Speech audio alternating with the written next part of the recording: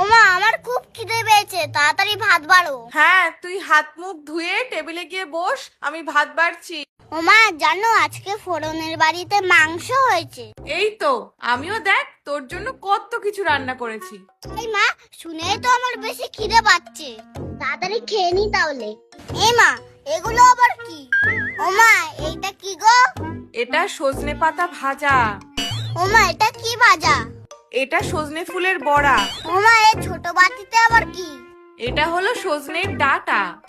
ওমা, এই ঝোলটা কিসের? এটা হলো ডাঁটা দিয়ে মাছের ঝোল, খেয়ে দেখ দেখি। এ আবার কি খাবার? সজনের পাতা, সজনের ডাঁটা, সজনের বড়া, পুরো গাছটাকে তো বসিয়ে দিতে পারতে, ওটা আবার বাকি রেখেছো কেন? এই দেখেই তো আমার খিদে সেরে গেছে। তুমি খাও এগুলো, আমি সব খাবো না। এই সময় এইগুলো খেতে হয় বাবা, এইগুলো খেলে আর অসুখ বিসুখ করবে না। তুই তাড়াতাড়ি খেয়ে নে দেখি।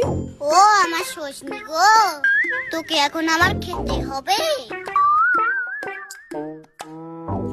ফোড়নটা কিনা মাংসের হাত চিবাচ্ছে, আর আমি ডেটা।